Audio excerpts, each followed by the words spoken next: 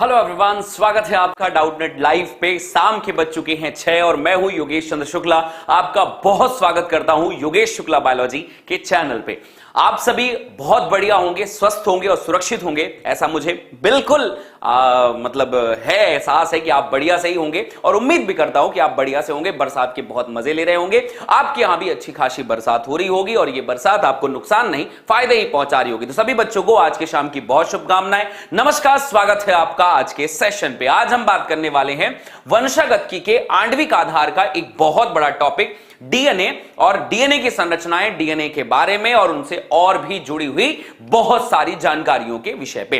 तो अंत तक जुड़े रहें और देखते रहिए, वीडियो बहुत मजेदार होने वाली है। यदि आप क्लास 12th में हैं या फिर आप नीट में हैं तो आपको आज के कॉन्सेप्ट से बहुत सारी चीजें सीखने मिलेंगी और बहुत कुछ अच्छी चीजें सीखने मिलेंगी, जैसे डीएनए की संरचनाएं, वाटसन क्रिक का मॉडल, डीएनए का न्यूक्लियोसोम का मॉडल, डीएनए को किसने पहली बार बताया, डीएनए का जो वाटसन क्रिक का मॉडल है वो किस किस साइंटिस्ट ने मिलकर बनाया था उसे, और भी बहुत सारी बातें जो इस चैप्टर में जरूरी हैं वो आप सभी को बताई जाएंगी। तो इससे पहले कि मैं ये सेशन स्टार्ट करूं, अंत तक जुड़े रहने का वादा चाहता हूं आपसे। अंत तक जरूर जुड़े रहिएगा, बहुत मजा आएगा आज के सेशंस में। साथ ही साथ में कॉपी में लिखते रहें ताकि आप लोगों को जो चीजें पढ़ाई जाएं वो दिमाग में, दिलों में और एग्जाम में हर जगह छप जानी चाहिए। तो सभी बच्चों को एक बार फिर से स्वागत करते हैं आज के सेशन पे। सबसे पहली चीज तो बेटा जी, आप वीडियो को लाइक कर देंगे सबसे पहले। उसके अलावा आप चैनल को सब्सक्राइब जरूर करेंगे। तो आप में जो भी बच्चे आज नए हैं, पहली बार हमारे सेशंस में आए हैं, उस सेशन को लाइक करना, सब्सक्राइब करना, बेल आइकन प्रेस करना ताकि चैनल की सारी नोटिफिकेशन आप तक पहुंच सके। और दोस्तों को शेयर करना बिल्कुल नहीं भूलना। आपने बहुत प्यार दिया है, आप लोगों के प्यार से ही चैनल लगभग 135,000 के करीब पहुंच गया है और बहुत ही जल्दी ये 2 लाख तक पहुंचेगा, मुझे ऐसी पूरी उम्मीद है। तो आप लोग भी इसे बस ऐसा ही प्यार देते रहिए, डेली डेली डेली आइए। और मैं भी आपसे वादा करता हूं कि इस चैनल के माध्यम से आपको हर वो चीज मिलने जा रही है जो आपको इसकी आवश्यकता है। जैसे कि मैं आपको बताता हूं बेटा जी, आपको हमारी पीडीएफ चाहिए तो पीडीएफ के लिए आप हमारे लिए योगेश सर बायोलॉजी, ये जो चैनल है हमारा टेलीग्राम का, इसे भी फॉलो कर सकते हैं। फॉलो करिए ताकि आपको पीडीएफ मिले, ताकि आपको जानकारियां मिलती रहें, ताकि आपको सेमिनार की जानकारियां मिलती रहें। जैसे कल वेंसडे है, कल 2 बजे मैं आपसे मिलूंगा लाइव सेमिनार में। तो आप सारे बच्चे अगर उसके लिंक चाहते हैं तो आप हमें टेलीग्राम में फॉलो कर सकते हैं। इसके अलावा हमारा योगेश शुक्ला बायोलॉजी वाला जो चैनल है, ये है इंस्टाग्राम हैंडल, आप यहां पर भी हमें फॉलो कर सकते हैं। सभी बच्चों से विनम्र विनती है कि कमेंट बॉक्स के ऊपर में एक लिंक है, लिंक में आप जाइए, अपने आप को रजिस्टर करिए और हम देंगे आपको होमवर्क। उस होमवर्क को जाकर जरूर करिएगा ताकि आप लोगों की प्रैक्टिस और बेहतर हो सके। होमवर्क से एक और चीज बता देता हूं बेटा मैं, हम लोग इस चैनल पे पहले हमने नाम रखा था योगेश शुक्ला बायोलॉजी, स्टार्ट किया था सिर्फ बायोलॉजी। आप जैसे कि देख रहे हैं कि क्लास 11th प्लस नीट, ये 2 चीजें जो हैं हम आप लोगों को क्लास 11th प्लस नीट की जो क्लासेस हैं, क्लास 11th की और नीट की क्लासेस, सारे बच्चे टाइम टेबल नोट कर लीजिएगा। क्लास 11th और नीट की classes physics, chemistry and biology, ये तीनों चीज जो होती हैं 3 बजे चलती हैं, 3 बजे चलती है। तो 2 दिन आपको फिजिक्स की क्लास मिलेगी, 2 दिन आपको केमिस्ट्री मिलेगी, 2 दिन आपको बायोलॉजी क्लास मिलेगी। आपको केमिस्ट्री की न्यू मैम आपको पढ़ा रही हैं, आपने वीडियोस देखी होंगी। तो सारे के सारे बच्चे उन वीडियोस को जाइए, लाइक करिए, शेयर करिए, सब्सक्राइब करिए, दोस्तों के साथ जरूर देखिए। विपिन सर फिजिक्स पढ़ा रहे हैं, केमिस्ट्री पढ़ा रही है मैम, बायोलॉजी पढ़ा रहा हूं मैं। क्लास 11th और नीट की ये 3 बजे है। इसके अलावा शाम को आपको मैं 6 बजे तो बायोलॉजी पढ़ा ही रहा हूं मैं। 12th क्लास का फिजिक्स एंड केमिस्ट्री आपको डेली मिलने जा रहा है। 12th क्लास का फिजिक्स एंड केमिस्ट्री डेली मिलने जा रहा है रात के 9 बजे 9 PM पर। तो सारे बच्चे तैयार हो जाइए, रात के 9 बजे अब आपको क्लास फिजिक्स की और केमिस्ट्री की। तो एक दिन केमिस्ट्री, एक दिन फिजिक्स, एक दिन केमिस्ट्री, एक दिन फिजिक्स शाम को मिलेगी आपको आज से डेली इस चैनल पे। तो अगर आपको ये पॉइंट भी पसंद आया हो कि हमने अब आपके लिए 12th के लिए कहीं इधर उधर जाने की जरूरत नहीं है, फिजिक्स एंड केमिस्ट्री दोनों एक ही चैनल पे आपको मिलेगा। बायोलॉजी तो मिल ही रहा है और क्लास 12th के लिए भी और क्लास 11th के लिए भी पूरी क्लास है। दोपहर के 3 बजे से लेकर रात के 9 बजे तक आपको पूरा कंप्लीट पैकेज इस चैनल पे मिलने जा रहा है।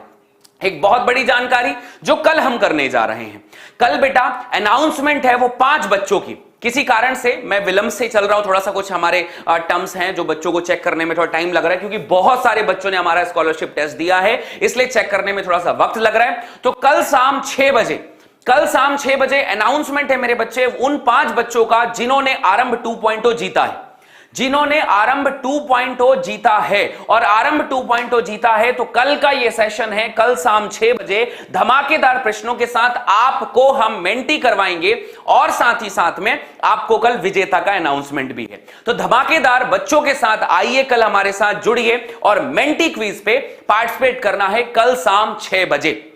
कल शाम 6 बजे आपको यहां पर एक सेशन मिलेगा जिसमें आप 5 बच्चों का अनाउंसमेंट भी करेंगे और साथ ही साथ में बच्चे ये कल आपके लिए एक मेंटी भी करेंगे। जैसे लास्ट टाइम में अर्शिया ने मेंटी क्विज जीता था, आप भी जीत सकते हैं, अपने नाम को फेमस कर सकते हैं। आप देख रहे हैं अर्शिया यहां पे मैसेज कर रही हैं। आप भी बहुत सारे बच्चे हमसे जो जुड़े हैं कल के मेंटी क्विज में टॉप करने की कोशिश करिए, टॉप 10 क्वेश्चन, और अपना आपका नाम रोशन होगा।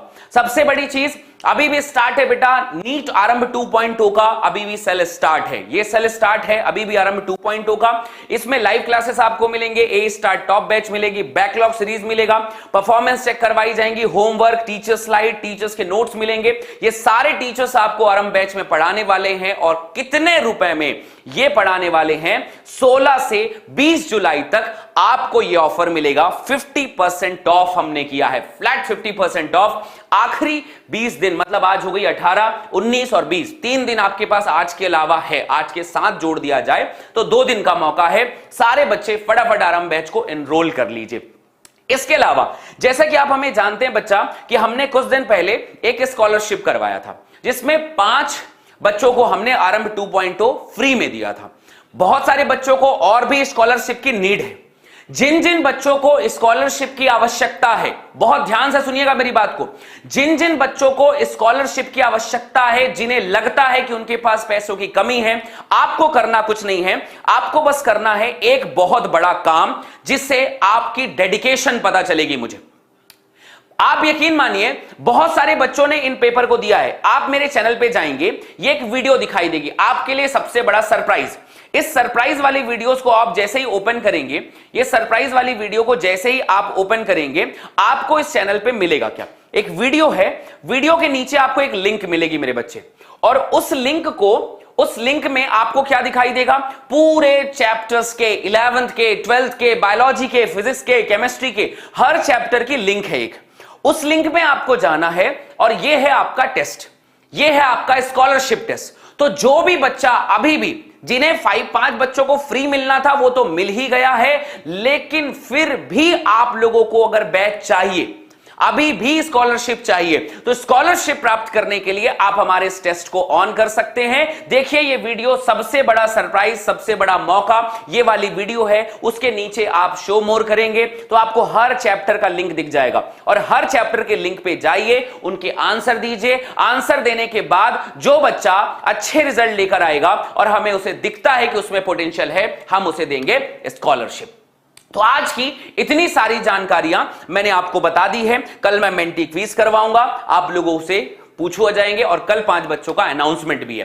तो फिर से एक बार स्टार्ट करते हैं आज का सेशन। कमेंट बॉक्स में एक बार जोर से रोर करिए और बताइए सब वी आर रेडी, और तैयार हैं आज के मेगा सेशन के लिए जिसमें मैं बहुत कुछ आपको जरूरी पढ़ाने वाला हूं। Ready guys? वीडियो को like and share and subscribe जरूर कर लीजिएगा, ठीक है। जिसने भी हर चैप्टर की टेस्ट दी है वो सारे बच्चे टेस्ट दीजिए, और जिन्हें भी आवश्यकता होगी हमारे सबसे बड़े सेशंस की, सबसे बड़े स्कॉलरशिप की, हम उन बच्चों के स्कॉलरशिप के ऊपर ध्यान देंगे। हमें पता तो चले कि हमारे कितने बच्चे हैं जो स्कॉलरशिप के लायक हैं, जिन्हें आवश्यकता है स्कॉलरशिप की, तो हम उसकी जरूर बात करेंगे। चलिए जनाब, फटाफट कमेंट बॉक्स में लिंक है आपका, उसे जाकर आप देखिए और उसे सही आंसर जरूर दीजिएगा।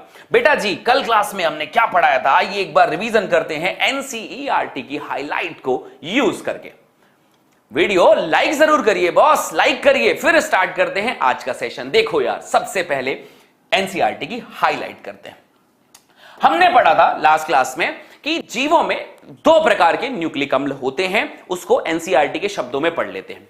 पहले का नाम है बच्चे डीऑक्सीराइबोन्यूक्लिक अम्ल, पहले का नाम है डीऑक्सीराइबोन्यूक्लिक अम्ल, और दूसरे का नाम है राइबोन्यूक्लिक अम्ल। पढ़ा दिया है, एनसीईआरटी पढ़ा दी हमने। यहां पर एक बड़ी चीज होती है, यहां पर एक बड़ी चीज होती है कि जिनके पास डीएनए है वही उनका आनुवांशिक पदार्थ होता है।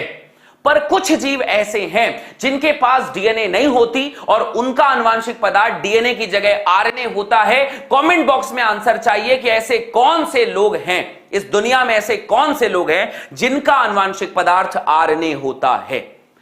दुनिया में दो न्यूक्लिक अम्ल हैं, एक का नाम है डीएनए और दूसरे का नाम है आरएनए। जितने भी जीव हैं उनमें से हर किसी का आनुवांशिक पदार्थ डीएनए है।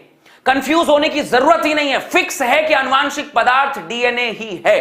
परंतु इस दुनिया में कुछ लोग ऐसे भी हैं, चाहे वो जीव हो या फिर कोई भी हो, लेकिन उनका आनुवांशिक पदार्थ डीएनए नहीं है, आरएनए है। तो याद रखना, अधिकतर जीवों का आनुवांशिक पदार्थ डीएनए होता है, जबकि कुछ विषाणुओं का आरएनए आनुवांशिक पदार्थ है।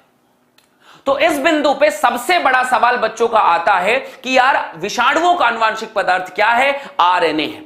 और आप मुझे बता सकते हैं किनका आनुवांशिक पदार्थ आरएनए होता है? सभी वायरस का नहीं, कुछ वायरस। सभी वायरस नहीं बेटा, कुछ वायरस। जैसे कि आजकल एक बहुत बड़ा वायरस फेमस हुआ था रेट्रो वायरस में, जिसे हम कहते हैं पश्च विषाणु। और पश्च विषाणु जिसका नाम था, जैसे एक एग्जांपल हो गया एड्स का, जो एचआईवी वाला जो वायरस है हमारे पास में, जो एचआईवी वाला वायरस है, जो कोविड वाला वायरस है, कोविड-19 वाला वायरस है, इन दोनों का आनुवांशिक पदार्थ क्या था? इन दोनों का आनुवांशिक पदार्थ था मेरे बच्चे आरएनए। बहुत सही, बढ़िया। आगे बात करते हैं। ये चाहे डीएनए हो चाहे आरएनए हो, बहुत सारे काम करते हैं, बहुत सारे स्ट्रक्चर इनके होते हैं। कल की क्लास में मैंने दो चीजें पढ़ाई थी। एक पढ़ाया था न्यूक्लियोटाइड, होप सो याद होगा, और दूसरी चीज पढ़ाई थी न्यूक्लियोसाइड। सारे बच्चों से एक बार बढ़िया जल्दी जल्दी क्वेश्चन पूछ लेते हैं कि न्यूक्लियोटाइड किससे किससे मिलकर बना था, न्यूक्लियोसाइड किससे किससे मिलकर बना था? फटाफट आंसर जी, फटाफट बताओ किससे किससे मिलकर बना था। दूसरी चीज आती है कि अगर हमारे पास शुगर है, अगर हमारे पास शुगर है, शर्करा है, राइबोज है, हमारे पास अगर राइबोज है, इसको मैंने मान लेते हैं ये इनके बीच में एक बॉन्ड बनाया गया कि राइबोज और दूसरा पॉइंट आता है नाइट्रोजनस बेस के बीच में बंध। बताओ कौन सा है? चौथे नंबर का क्वेश्चन आएगा कि मुझे बताओ कि राइबोज एंड फॉस्फेट के बीच में बॉन्ड कौन सा है? राइबोज एंड फॉस्फेट के बीच बंध, फॉस्फेट बंध कौन सा होगा? बताओ फटाफट। पांचवें नंबर का प्रश्न आता है, एक न्यूक्लियोटाइड दूसरे न्यूक्लियोटाइड से कौन से बॉन्ड से जुड़ा होता है? न्यूक्लियोटाइड का बीच बंध। बताओ फटाफट फटाफट, ये सारे क्वेश्चन तुम्हारे एकदम क्लियर होने चाहिए, तभी ये कहानियां आगे बढ़ पाएंगी और तभी ये चीज आप लोगों को याद हो पाएगा। तो अगर आपने पढ़ा है न्यूक्लियोटाइड तो हो गया भैया हमारे पास में शुगर, हमारे पास शुगर यानी शर्करा, हमारे पास दूसरा पॉइंट हो गया नाइट्रोजनस बेस एंड तीसरा पॉइंट हो गया हमारे पास में भी है अगर फॉस्फेट। तो ये तीन चीजें हैं तो न्यूक्लियोटाइड। बढ़िया। न्यूक्लियोसाइड में हमारे पास सिर्फ दो चीजें हैं, शुगर प्लस नाइट्रोजनस बेस। ध्यान रखिएगा, चीजों को इतनी बारी पढ़ दो, इतनी बारी पढ़ दो, इतनी बारी पढ़ दो कि यार तुम्हें एकदम ना रटने की नहीं, मतलब हर चीज याद हो जाए। वो कहते हैं ना, करत अरत्र अभ्यास जड़मत होत सुजान। ये एक बात सही है कि अगर आप किसी चीज को बार बार कर देते हो तो वो चीज आपकी आदत में आ जाती है, और जब किसी चीज की आदत हो जाती है ना मेरे बच्चे, तो आदत छूटती नहीं है। इस दुनिया में हर चीज छूट सकती है लेकिन आदत वो वही रहेगी, वो कभी नहीं बदलेगी। तो अगर वो कहते हैं ना कि मैं इतना प्यार करता हूं अपने सब्जेक्ट से कि मैं उसे अपनी आदत में डालना चाहता हूं, मेरी सुबह ही बायोलॉजी है और शाम भी बायोलॉजी है, ऐसा करके मेरी सुबह भी तू है और शाम भी तू है, दिन रात तुम्ही को सोचता रहता हूं मैं इस समय, और वो हो कौन? बायोलॉजी मेरी जान, बायोलॉजी। समझ रहे हो? तो अगर ऐसा कुछ चमत्कार तुम्हारी जिंदगी में हो सकता है तो बायोलॉजी भी तुमसे प्यार करेगी, आके तुम्हें गले लगा लेगी और कहेगी हां मैं सिर्फ तुम्हारे लिए, तुम्हारी आदतों के लिए जिंदा हूं। मेरी बात समझ में आ रही है? सो बायोलॉजी को प्यार करना पड़ेगा, बायोलॉजी से अपनी भावनाएं जाहिर करनी पड़ेंगी, तब बायोलॉजी तुम्हें एकदम मजा आ जाएगा पढ़ के।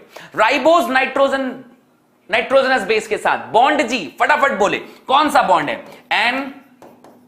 Glycosidic bond. इनके बीच में जो बॉन्ड है उसका नाम है N glycosidic bond.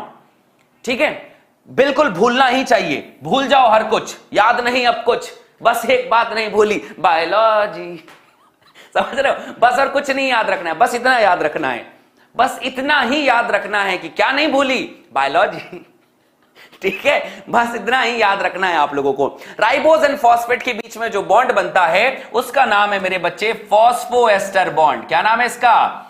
Phosphoester bond. ये यहां पर प्रेजेंट है। एंड लास्ट पॉइंट आता है न्यूक्लियोटाइड एंड न्यूक्लियोटाइड के बीच में जो बॉन्ड होता है उस बॉन्ड को कहते हैं हमारे बच्चा फॉस्फोडाइएस्टर बॉन्ड। कौन सा बॉन्ड है ये? Phosphodiester bond. And that's all, कहानियां खत्म, टॉपिक खत्म। समझ गए बात को? अरे हाँ ना, अरे क्लियर हो रहा है ना? थोड़ा देर ठहर के पढ़ो, चीजों को समझो, लिखो कॉपी में, तभी ना मजा आएगा ना, बिड़ू बढ़िया। अब सवाल यह आता है कि ठीक है, मैंने देख लिया, डीएनए भी बनाकर देख लिया, डीएनए के स्ट्रक्चर्स को करके देख लिया, डीएनए के बीच में सारी बातें पढ़ के देख ली, और अब हम इनके बीच में क्या पढ़ने जा रहे हैं? अब हम इनके बीच में पढ़ने जा रहे हैं कि डीएनए है तो न्यूक्लियोटाइड मिलकर बनता है ना, न्यूक्लियोटाइड मिलकर बनता है। मैंने बताया था यहां पर सुगर है, यहां पर नाइट्रोजनस बेस है, यहां पर फॉस्फेट है, ये एक न्यूक्लियोटाइड है। दूसरा न्यूक्लियोटाइड मान लो यहां पर एडेनिन है तो डबल बॉन्ड थायमिन है, थायमिन जो होता है यहां पर सुगर है, सुगर के साथ यहां पे फॉस्फेट है। आखिर कितने ये जो न्यूक्लियोटाइड है वो कितने हैं? एक स्टैंड है कि दो स्टैंड है? जरूरी है क्या एडेनिन हमेशा थायमिन से जुड़ा ही रहे?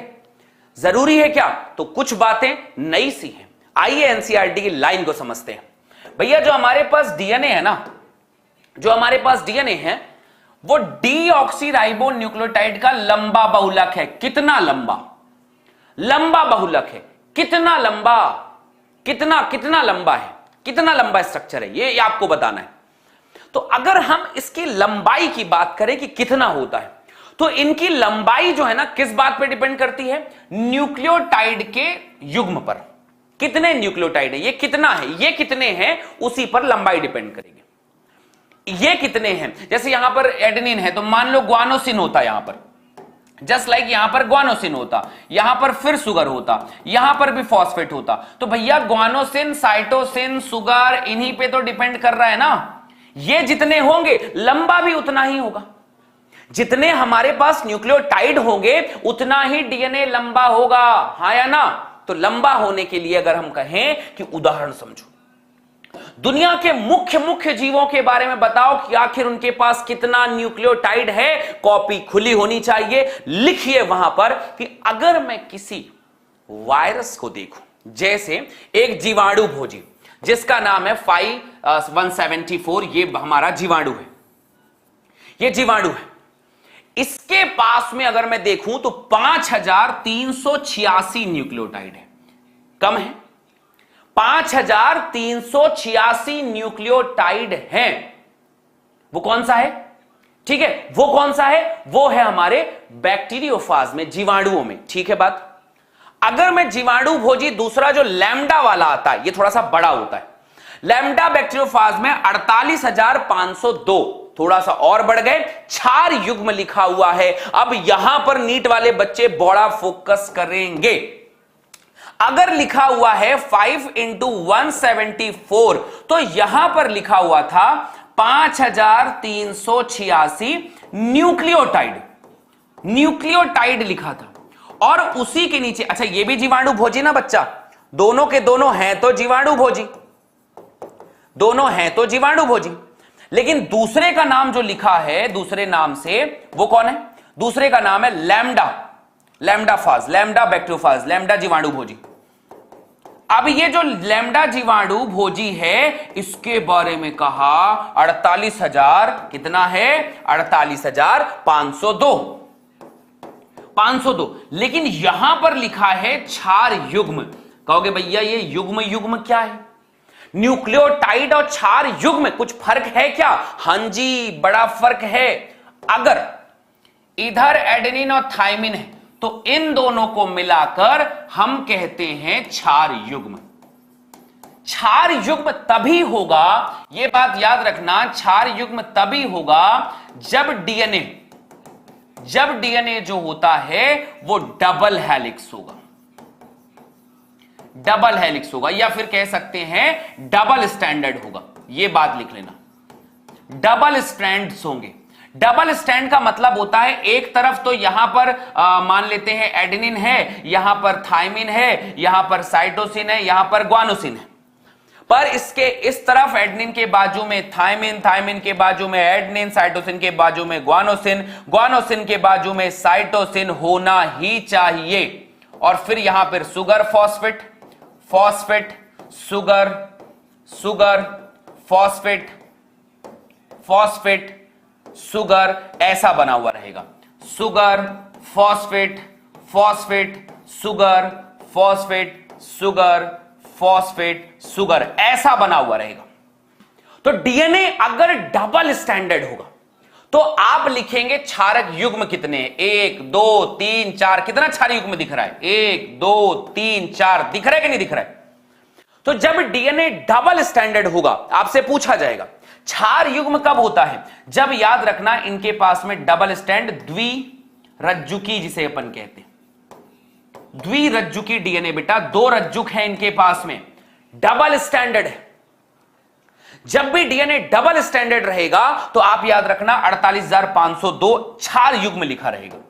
और अगर न्यूक्लियोटाइड लिखा हुआ है, न्यूक्लियोटाइड का मतलब यह हो गया भाई कि एडेनिन है, फिर बाजू में थायमिन है, थायमिन के बाद साइटोसिन, साइटोसिन के बाद ग्वानोसिन, ऐसा सिंपल चल रहा है, ऐसा सिंपल चल रहा है, ठीक है। ऐसा सिंपल अगर स्ट्रक्चर चल रहा है तो उसे कहते हैं सुगर, फिर यहां पर थायमिन, फिर ग्वानोसिन, फिर यहां पर सुगर, फिर यहां पर ग्वानोसिन, ऐसा सिंगल चल रहा है। तो अगर सिंगल स्टैंड है, सिंगल स्टैंड है, एक रज्जुक है, एक रज्जुक है, तो आप उसे जोड़े में नहीं कह सकते। जोड़ा तभी होगा जब क्षार युग्म, तभी होगा जब जोड़े में होंगे, जोड़े में होंगे, जोड़ा 2 स्टैंड होगा, एक इधर और एक इधर, 2 स्टैंड होगा तब जोड़ा बनेगा, और एक अकेला है तो ऐसे ही रहेगा। तो अगर आपसे कहा जाएगा न्यूक्लियोटाइड, तो आप बताना बेटा कि यहां पर जो बन रहा है ना, वो बन रहा है एक रज्जुकी डीएनए। तो आपसे पहला सवाल पूछा जाएगा नीट का यहां पर कि बताओ एक रज्जुकी डीएनए कहां पाया जाता है, एक रज्जुकी डीएनए कहां पाया जाता है, आप कह देना 5174। आपसे कहा जाए कौन सा ऐसा जीवाणु भोजी है, चाहे ये वाला हो चाहे ये वाला, जिसके पास द्विरज्जुकी डीएनए पाया जाता है, उसका नाम है लैम्डा बैक्टीरियोफाज, यानी लैम्डा जीवाणु भोजी। अगर बात समझ में आ गई है तो कमेंट सेक्शन में एक बार प्यारा सा रोल कर दीजिए, कहते yes sir we got it, हमने ये बात समझ ली है कि कितना कहां कैसा कैसा होता है। अगले बिंदु पे पहुंचते हैं। अगले बिंदु में मेरे बच्चे हमारे पास है इकोलाई। इकोलाई का नाम सब जानते हैं, इसलिए बताया जा रहा है क्योंकि बहुत फेमस है, ये इसका जलवा है, यहां पर एश्चेरिचिया कोलाई का जलवा है। इधर एश्चेरिचिया कोलाई बिना जेनेटिक्स के, एश्चेरिचिया कोलाई के बिना जेनेटिक्स अधूरी है, पूरा रोला चलता है यहां पर, दबदबा एकदम बोलते ना, दबंग स्थिति में है यहां पर ये। तो इकोलाई, एश्चेरिचिया कोलाई एक जीवाणु है, एश्चेरिचिया कोलाई एक जीवाणु है। इनके पास कितना भैया, इसको जाने बिना तो पूरी दुनिया ही खत्म है। तो 4.6 into 10 की पावर 6, और कैसा है, क्षार युग्म है। क्षार युग्म को इंग्लिश में कहते हैं बेस पेयर है, मतलब ये भी कैसा है लल्ला, ये है डबल स्टैंड। कैसा है, डबल स्टैंड इसके पास में भी है। जो डीएनए है इसका भी डबल स्टैंड है। मनुष्य में कितना, मनुष्य में कितना है, तो अगर तुमसे कहा जाए मनुष्य में, तो मनुष्य की बात बड़ी निराली है। और अगर तुमसे ह्यूमन का पूछा जाए, जान लो अपने न्यूक्लियोटाइड के बारे में, यही न्यूक्लियोटाइड है जो तुम्हारे आंख, नाक, कान, मुंह स्ट्रक्चर, मुंह, उंगलियां सब बना रहे। ये न्यूक्लियोटाइड में तनिक हिया हुआ इधर उधर हो गया ना, गई भैंस पानी में। नाक नहीं बनेगी, आंख नहीं बनेगी, मुंह नहीं बनेगा, पेट नहीं बनेगा, पैर नहीं बनेगा, हाथ नहीं बनेगा, सोचो क्या स्थिति हो जाएगी। तो झुक कर करिए न्यूक्लियोटाइड को प्रणाम, कहिए धन्य भाग जो आपने हमारा पूरा न्यूक्लियोटाइड सही सॉर्ट बनाया है और इस वजह से हमारी पूरी संरचनाएं सही तरीके से बनी हुई। एक न्यूक्लियोटाइड अगर ऊपर नीचे चला गया तो आपको पता है ना कैसे सिकल सेल एनीमिया हो जा रहा था, कैसे थैलासीमिया हो जा रहा था, कैसे वर्णांधता हो जा रही थी, कैसे सब चीज हो जा रही थी। समझ रहे हो बात को? बड़ा भाग्य तुम्हारा है जब सब कुछ सही सही बना है, ठीक है। बाकी सब एकदम सटीक होना चाहिए। तो ह्यूमन में हमारे पास होता है, ध्यान समझना, ह्यूमन में सबसे पहले चेक किया गया स्पर्म सेल में, सबसे पहले चेक किया गया स्पर्म सेल में। और स्पर्म कैसा होता है? हैप्लॉइडी, हैप्लॉइड यानी अगुणित, जोड़े में गुणसूत्र नहीं आप। तो हैप्लॉइड है तो पता चलता है 3.3 इंटू 10 की पावर 9 बेस पेयर, 3.3 इंटू 10 की पावर 9 बेस पेयर यानी क्षारक क्षार युग्म। और ये किसमें है? ये है स्पर्म की कोशिका में। स्पर्म तो भैया अगुणित होती है ना, लेकिन अगर तुमसे कहा जाए कि सामान्य कोशिका, अगर तुमसे कहा जाए कि सामान्य कोशिका, तुम्हारा हाथ, तुम्हारा पैर, जिसे आप सोमैटिक कोशिका भी कहते हो, जिसे आप कहते हो सोमैटिक कोशिका, तो यार ये सोमैटिक कोशिका में कितना होता है? तो उनमें कहना 6.6 इंटू 10 की पावर 9 क्षार युग्म। तो आपके शरीर के बारे में एनसीईआरटी ने 2 डेटा दिया हुआ है। आपके शरीर के बारे में एनसीईआरटी ने 2 डेटा दिया हुआ है कि स्पर्म में होता है 3.3 इंटू 10 की पावर 9 बेस पेयर, और स्पर्म तो स्पर्म है, ओवा है, दोनों में मान लो स्पर्म है, ओवा है। इन कोशिका में अगर हमारे पास हैप्लॉइड सेल है, अगर हमारे पास, ठीक है, हैप्लॉइड, हां जी टेस्ट अगर सबमिट हो चुके हैं, फिर भी जिन बच्चों को देना है वो दीजिए, हमें तो पता चलेगा कि कितने बच्चों के स्कॉलरशिप की नीड। अगर आपके अच्छे नंबर आएंगे तो मजा आएगा, ठीक है। मिंटी कल होगा मेरे बच्चे, रूबी खातून कल शाम 6 बजे। आप में से जितने भी बच्चे हमारी क्लास में आज नए हैं, वीडियो को लाइक शेयर सब्सक्राइब करना बिल्कुल मत भूलना, ध्यान रखना। तो अगर हमारे पास हैप्लॉइड कोशिका है अगुणित तो 3.3, अगर द्विगुणित है, डिप्लॉइडी है, डिप्लॉइडी सेल है हमारे पास में, तो 6.6 इंटू 10 की पावर 9 क्षार युग्म है। कह दो हां। अगर बात समझ में आ गई है तो आगे बढ़ते हैं। ठीक है भैया, इतना बड़ा बड़ा डीएनए है, इतनी बड़ी बड़ी बातें हैं, कौन बताएगा ये सब चीज? कौन बताएगा क्या है ये, कैसे पता चलेगा? तो आइए न्यूक्लियोटाइड के बारे में, अभी तो हमने न्यूक्लियोटाइड को जाना है और उसको डीएनए बनाना है अभी हमें, हम इसके बारे में डिटेल में जाते हैं और एक एक साइंटिस्ट से मिलते हैं कि कौन कब कहां कैसे आया और कैसे उसने बताया। ये है भैया जी हमारे फ्रेडरिक मिस्चर साहब। क्या नाम है इनका? इनका नाम है फ्रेडरिक, ठीक है, फ्रेडरिक मिस्चर साहब। इन्होंने क्या किया? इन्होंने केंद्रक में, इसका मतलब ये होता है इन्होंने कोशिका में, कोशिका के केंद्रक में आनुवांशिक पदार्थ की खोज की। कह दिया कि केंद्रक के अंदर कुछ है और वो जो कुछ है ना, आनुवांशिक पदार्थ की खोज की। पहले के साइंटिस्ट ऐसे ही होते थे, पदार्थ की खोज की, पहले के साइंटिस्ट ऐसे ही करते थे, ठीक है, की खोज की। पहले के साइंटिस्ट ऐसे ही होते थे। ये लोग क्या कह देते थे? दरवाजे के पीछे भूत है। कैसा दिखता है मुझे नहीं पता, मुझे नहीं पता कैसा दिखता है, मुझे जानता ही नहीं मैं वो होता कैसे, लेकिन कह दिया हां भूत होते हैं तो होते हैं, दरवाजे के पीछे भूत है। और कह दिया अच्छा ये बात बताने वाले कौन थे कि दरवाजे के पीछे भूत है कौन है? Friedrich Miescher. Friedrich Miescher. जैसे कुछ लोग अगर भूत को नहीं मानते हो ना, तो ऐसा समझ लो ना, जैसे घर पे कहीं सांप आ गया, अब सांप आ गया तो मैं देख रहा आधे लोगों की हालत खराब हो जाएगी, लाइट गोल होगा, अंधेरा होगा, सर सांप आपकी बात क्यों कर रहे हो यार, और भूत की बात क्यों कर रहे हो, अंधेरा हो चुका है, दिख रहा था ना, है अंधेरा हो चुका है, मैं कहां रोड में बैठ के क्लास ले रहा था, अंदर चला जाऊं क्या?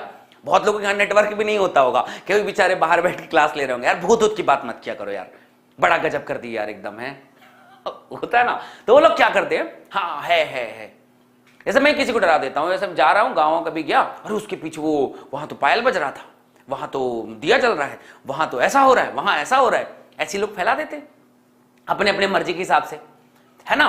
तो है कैसा नहीं पता, क्या देखा नहीं पता, दिया जल रहा है, पायल छनक रही है, बड़े बड़े बाल हैं, नाखून निकले हुए हैं, और आप में से कोई भी बच्चा पीछे पलट के मत देखना, क्योंकि आपके पीछे भी भूत है। अब मत डरना, ठीक है, मत पलटना पीछे। मत पलटना, ठीक है। फ्रेडरिक मिस्टर साहब ने कह दिया कि हाँ होता है, अनुवांशिक पदार्थ कुछ होता है, कोई पीछे नहीं पलटेगा, समझे बात को। पीछे पलटे मतलब भूत देख लेगा तुम्हें, अपने पीछे मत देखना है, बड़े बड़े बाल हैं, नाखून है, ठीक है, ऐसे कुछ है वहां पर दिखा, ठीक है, समझ रहे हो, पीछे पलट के मत देखना। अब मुझे बताओ कितने बच्चों ने पीछे पलट के देखा? इसे कहते हैं साइकोलॉजी। अभी तक डर नहीं लग रहा था, अभी तक पीछे पलट के नहीं देखा, लेकिन बहुत लोग बच्चे टेबल में बैठ के पढ़ रहे होंगे, पीछे अंधेरा होगा या पीछे रूम में नहीं देख रहे होंगे, देख के कर ओ क्या बात कर रहे हो भाई। डर लगा ना, देखे 2 मिनट में डरा दिया उन्हें तुम लोगों को, कुछ नहीं होता। तो ऐसे ये भी करते थे, जैसे मैंने बकवास कर दी वैसे इन्होंने भी कर दी। हाँ कुछ कुछ होता है यार, मैंने कुछ ज्यादा बकवास कर दी, ये थोड़ा अच्छी वाली बकवास कर रहे थे, ये कुछ अच्छा कह दिया, ठीक है। मेरे पीछे तो ये भाई साहब है, फ्रेडरिक मिस्टर साहब, इनका आशीर्वाद है, और आपके पीछे जो है कुछ ना कुछ, ठीक है। अरे देखो, पलट के देखो एक बार। चलो आ जाओ पॉइंट पे। तो कोशिका में केंद्रक आनुवंशिक पदार्थ की खोज की, न्यूक्लिन नाम दिया इसका। क्या नाम दिया बेटा? न्यूक्लिन नाम दिया। न्यूक्लिन नाम दिया कि यार चलो न्यूक्लिन है जो वो पदार्थ है। फिर बाद में इसे आल्टमैन साइंटिस्ट थे, आल्टमैन साहब, आल्टमैन जी ने क्या कहा? आल्टमैन जी ने इसे केंद्रक कह दिया। इसे कहा कि केंद्रक असल में वो पदार्थ है यार, वो केंद्रक है, उसके अंदर न्यूक्लिक अम्ल कह दिया। केंद्रक में जो पदार्थ है उसे न्यूक्लिक अम्ल दिया, न्यूक्लिक अम्ल कह दिया। क्या कह दिया उसे? न्यूक्लिक अम्ल है वो। समझ रहे हो बात को? आल्टमैन जी ने इसे न्यूक्लिक अम्ल है, न्यूक्लिक अम्ल कह दिया, न्यूक्लिक अम्ल है इसके पास में, ठीक है। अब लाइट भी ऑफ हो गया, बहुत सुंदर बात है, क्या बात है, अब तो करारा मजा आएगा। फ्रेडरिक मिस्टर साहब जो है, इसके बाद आए दूसरे scientist Watson and Crick. Watson Crick ने बताया कि जो डीएनए है उसका डिटेल किया, डीएनए का डिटेल किया कि यार डीएनए, मैं आगे बताता हूं क्या कैसे कहां, लेकिन डिटेल कर दिया। अब डिटेल्स किया इन्होंने तो बताया डीएनए दोहरा कुंडलित होता है, DNA double helix model, DNA double helix model दिया, ठीक है। ये छोटी सी बात आप याद रख लेना इनके बारे में, बाकी क्या बताया कैसे बताया फिर मैं बताता हूं आगे। इसके बाद हमारे पास आए विल्किंस एंड फ्रैंकलिन, ये बड़े साइंटिस्ट थे। विल्किंस एंड फ्रैंकलिन ये बड़े साइंटिस्ट थे। इन्होंने क्या किया? डीएनए का एक्सरे विवर्तन किया। क्या किया बेटा? एक्सरेज विवर्तन किया। तो डीएनए का एक्सरेज विवर्तन किया, ये वो साइंटिस्ट थे दूसरे वाले। तो फटाफट सभी के बारे में जान लिया मैंने। छोटी छोटी बात क्या बताई? फ्रेडरिक मिस्टर साहब ने आनुवंशिक पदार्थ की खोज की और कह दिया कि न्यूक्लिन नाम दिया है, और उनके नीचे साइंटिस्ट नाम थे, आल्टमैन ने कह दिया न्यूक्लिक अम्ल है, न्यूक्लिक अम्ल है। अब जो अगला पार्ट ये होता है वॉटसन क्रिक। देखो यार कितने प्यारे चेहरे वॉटसन क्रिक ने। इन्होंने बताया कि डीएनए डबल हेलिक्स मॉडल, जिसे अपन कहते हैं डीएनए का दोहरा कुंडलन मॉडल, दोहरा कुंडलन नमूना, एक नमूना दिया जो दोहरा कुंडलन वाला था, ठीक है बॉस। फिर आए विल्किंस एंड फ्रैंकलिन। फ्रैंकलिन साहब देखिए, फ्रैंकलिन जी को है ना, रोजलिंड फ्रैंकलिन इनका नाम था। हाउ ब्यूटीफुल चीज, देखो यार, देखो एकदम बात में। और विल्किन साहब को देखिए, हाउ ओल्ड हिज, ठीक है। तो ये क्या वो एकदम जबरदस्त कॉम्बिनेशन था इनके बीच में। दोनों ने सोचो एक्सरे विवर्तन के बारे में बात की थी। अब एक्सरे विवर्तन करके जब इन्होंने आगे बात की तो सोचो ऐसे बेहतर बेहतर लोग भी साइंटिस्ट बनते थे। पहले के जमाने में अपना पूरा जीवन एक्सरे के विवर्तन में कर दिया।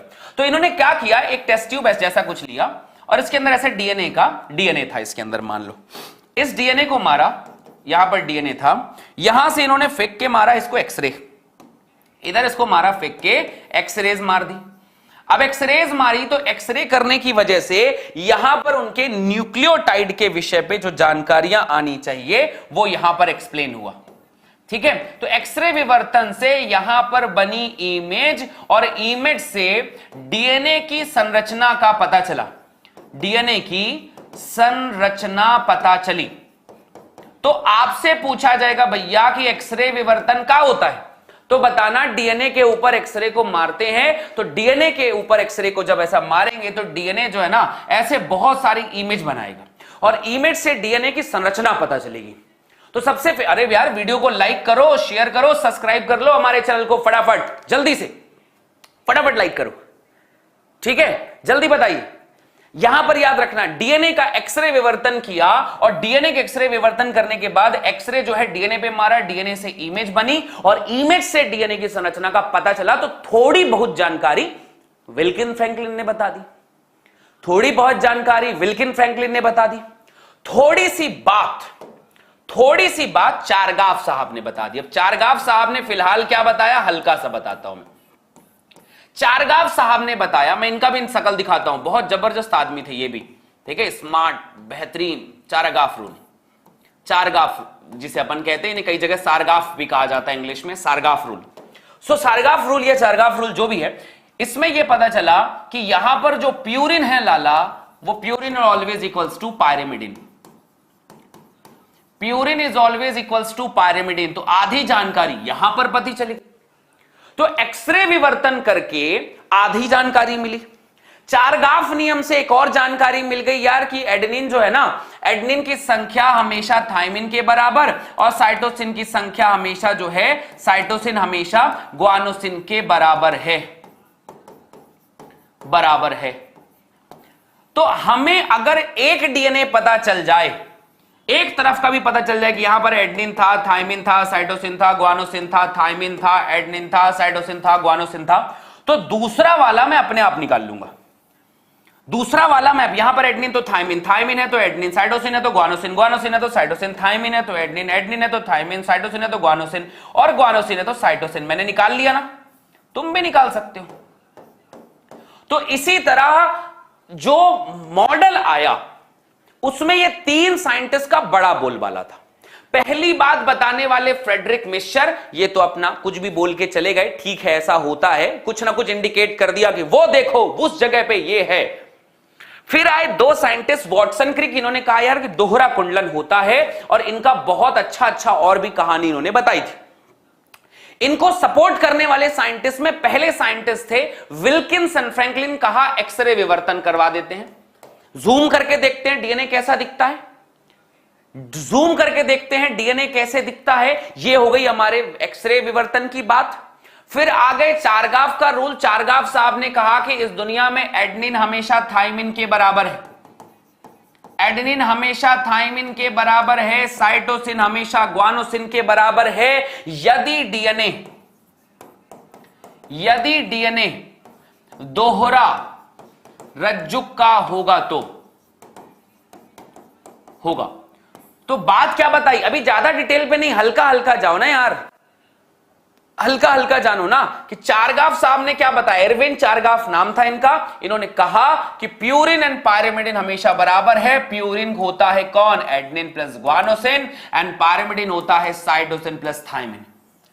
इन दोनों की संख्या हमेशा बराबर होती है। बड़ा कॉन्सेप्ट है जी, आगे मैं डिटेल करूंगा ना इनका, क्यों चिंता कर रहे हो, मैं भी हल्का हल्का बता रहा हूं।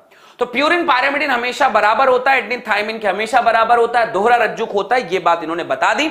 आइए थोड़ी थोड़ी बात हम समझने की शुरुआत करते हैं। पहली कहानी कब शुरू हुई, फ्रेडरिक मिश्चर साहब ने 1859 में 1869 में मिले कि केंद्रक में एक अम्लीय पदार्थ है, डीएनए की खोज कर दी। डीएनए की खोज कर दी। डीएनए की खोज का श्रेय किसको गया, इरविन फ्रेडरिक मिश्चर साहब को। अरे कहो, उन्होंने इसका नाम न्यूक्लिन दिया था, बाद में अल्टमैन ने उसे न्यूक्लिक एसिड कर दिया। ऐसे लंबे समय तक इतनी कमियां थी तकनीकी, लोगों के पास एक्सरे नहीं था, माइक्रोस्कोप नहीं था, दुनिया भर थी, बहुत कुछ नहीं था, तो लंबे समय तक किसी ने कोई खोज नहीं कर पाई। लगभग 100 साल तक डीएनए के बारे में कुछ पता चला ही नहीं, कुछ पता नहीं चला। तो फिर कैसे पता चला, तो धीरे धीरे एक साइंटिस्ट आए, मैरिस विल्किन एंड रोजलिंड फ्रैंकलिन, ये दो साइंटिस्ट आए यहां पर, और इन्होंने एक्सरे विवर्तन करके आंकड़े के आधार पर इन्होंने एक्सरे विवर्तन किया और एक्सरे विवर्तन के आंकड़ों के आधार पर फिर 1953 में James Watson and Francis Crick ने डीएनए की संरचना को द्विकुंडली नमूना दिया। तो यहां पर एक बहुत बड़ा सवाल आता है, नीच में पूछा जाता है कि डीएनए के दोहरी कुंडलन मॉडल जो वॉटसन क्रिक ने 1953 में दिया, उसकी संरचना का खोज, उसकी संरचना का श्रेय और किसी को जाता है क्या? क्या किसी और ने सहायता की थी क्या? तो किसी और ने जो सहायता की थी वो थे विल्किंस एंड फ्रैंकलिन। अरे किसने सहायता की? विल्किंस एंड फ्रैंकलिन ने सहायता की थी। यह बात याद रखना, विल्किंस एंड फ्रैंकलिन ने सहायता की थी कि उनके पास जो एक चैन है और यह कहानी अलग है। इस डीएनए कुंडली के इरविन चारगाफ के परीक्षण पर भी आधार था। इन पे दूसरे साइंटिस्ट ये भी थे जो इरविन चारगाफ बताते थे कि भैया एडेनिन तथा थायमिन तथा ग्वानिन एंड साइटोसिन के बीच अनुपात स्थित करके एक दूसरे के बराबर कर दिया। इन्होंने कहा कि ये सारी चीजें जो हैं एडेनिन, थायमिन, ग्वानिन, साइटोसिन के बीच में एक अनुपात बनाया। क्या बनाया मैं बताता हूं, लेकिन कुछ ना कुछ तो बनाया और कह दिया कि हां इनके बीच में कुछ बढ़िया सा सेटअप चल रहा है, कुछ बढ़िया सा सेटअप चल रहा है। ये तीन बात हुई। तो क्या मेरी बात समझ में आई? इंपॉर्टेंट पॉइंट है, सारे बच्चे इस पॉइंट को लिखेंगे क्वेश्चन बनाकर कि भैया जो वॉटसन क्रिक था 1953, वॉटसन एंड दूसरा पॉइंट आता है क्रिक का double helix model. Double helix model, double helix का मतलब होता है दोहरा कुंडलन मॉडल। क्या मतलब होता है? दोहरा कुंडलन नमूना, कुंडलित नमूना, दोहरा कुंडलित नमूना। सबसे पहली बात तो जो है विल्किंस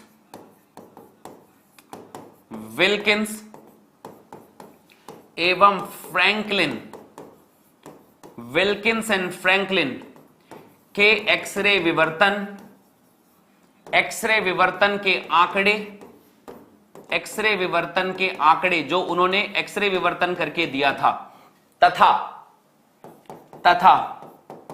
चारगाफ रूल के, चारगाफ नियम के, जो चारगाफ था उस चारगाफ के नियम, जो चारगाफ का नियम उन्होंने दिया, चारगाफ नियम के, ठीक है, कि प्यूरिन जो होता है, purine always equals to pyrimidine, pyrimidine अनुपात पर भी आधारित था, पर भी आधारित था। तो ये एक बड़ा क्वेश्चन है, ये एम्स में, नीट में कई बारी पूछा जा चुका है। आधारित था कि भैया जो वॉटसन क्रिक का मॉडल था, क्या किसी और से ज्ञान लिया था इन्होंने? कहना हां जी हां, 3 लोगों से, 2 लोगों से, 3 लोगों का मिलाकर ये ज्ञान था, एक अकेले का ज्ञान नहीं था, 3 लोगों के ऊपर आधारित था ये। तो पहली बात आधारित थी विल्किंस एंड फ्रैंकलिन्स का, दूसरा चारगाफ रूल पर, और इसके बाद मैं बताता हूं ना क्या है चारगाफ रूल, क्या है वॉटसन क्रिक 1953, फलाना ढिमकाना, एक एक करके सबके बारे में बात करते हैं। Got my point? से यस। अगर इतना समझ में है तो सारी बातें समझ में हैं तुम्हें। अरे कहो कमेंट सेक्शन पे, लाइक वाइक करोगे, सब्सक्राइब करोगे हमारे चैनल को। डेली शाम को 6 बजे हम तुम्हें पढ़ाने आते हैं यहां पर, कल मेंटिव क्विज करवाने भी आएंगे, ज्वाइन करोगे ना? और शेयर वेयर कर रहे हो कि नहीं कर रहे हो अपने दोस्तों से? सब्सक्राइब कर रहे हो हमारे चैनल को कि नहीं? कि सब कुछ है भी है, बस फ्री फोकट में सब कुछ चाहिए, ना लाइक करेंगे, ना शेयर करेंगे, ना सब्सक्राइब करेंगे, और ना किसी को बताएंगे कि यार हम इन गुरुजी से पढ़ते रहते हैं, हम इनसे पढ़ते हैं, इनका वीडियो देख लिया करो, ऐसा ऐसा बताएंगे। कल आ जाओ भैया, कल ऑब्जेक्टिव क्वेश्चन करवाते हैं। आ गया समझ में? समझ गए बात को? बहुत सुंदर, बहुत बढ़िया, गॉट माय पॉइंट। ठीक है, चलो चलो चलो, बढ़िया, कर दिए शेयर यार, बहुत सुंदर भाई। चलिए भाई स्टार्ट करते हैं। यहां पर अगला, फलानवा बेटा सपनवा में आता है तुम लोगों के? हाँ भाई करेगा, बिल्कुल आएगा, बहुत फलानवा के बारे में मत सोचा करो तुम लोग, ठीक है। चलो आगे आते हैं 1953 का वॉटसन एंड क्रिक का, क्या नाम है इनका? वॉटसन एवं क्रिक का, वॉटसन एवं क्रिक का डबल हेलिक्स मॉडल। आइए बातों को समझते हैं। मॉडल, क्या है डबल हेलिक्स मॉडल और कैसे पता चलता है, इसके बारे में हमें क्या क्या जानकारी होनी चाहिए और कैसे होनी चाहिए। स्टार्ट करते हैं डीएनए की पहली बेसिक संरचनाएं, उसके बाद उसको डिटेल करेंगे। दूर से देखने पे हमको डीएनए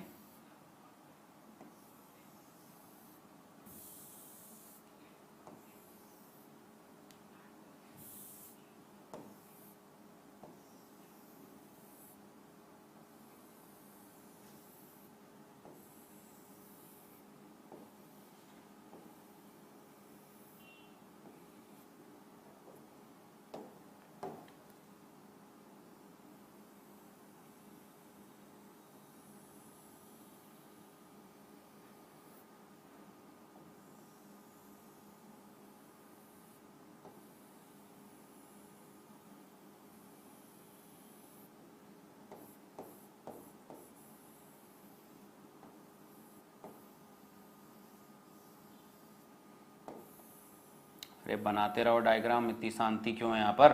चलो, तो ये इन्होंने बताया दो बातें। पहले डीएनए बताया, इधर पे कह दिया 5 डैश है और ये इधर खत्म करते हुए 3 डैश कह दिया। इधर कहा 5 डैश है और ये जहां खत्म कर दिया उसे कह दिया 3 डैश है। बहुत सुंदर बात है, क्या बात है, बहुत बढ़िया। आगे बात करते हैं। और कुछ बताया ये कि यहां पर होता है एडेनिन, तो यहां पर होता है थायमिन। यहां पर होता है थायमिन, तो यहां पर होता है एडेनिन। यहां पर होगा ग्वानोसिन, तो यहां पर होगा साइटोसिन।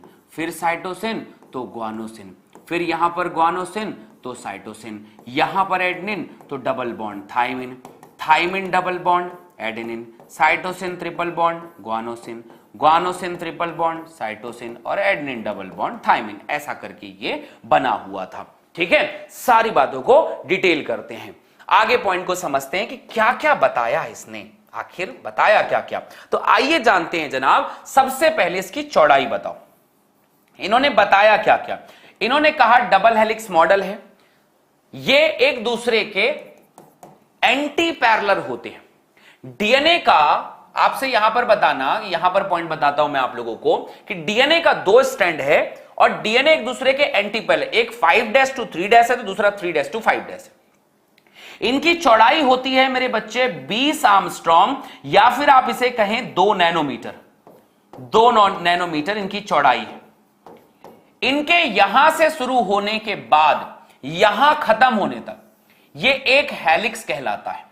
मतलब अगर डीएनए यहां से है, इधर से शुरू हुआ, ये एक अक्षय मान लो, यहां से शुरू हुआ और यहां पे खत्म होता है, मान लो यहां से शुरू हुआ और यहां पर खत्म होता है, तो यहां से यहां तक का डिस्टेंस जो है इतना, ये एक डिस्टेंस जो है कहलाता है बेटा 1 पिच या एक टर्न कहते हैं इसको। इसका डिस्टेंस होता है बेटा 34 आर्मस्ट्रॉन्ग या कहते हैं 3.4 नैनोमीटर।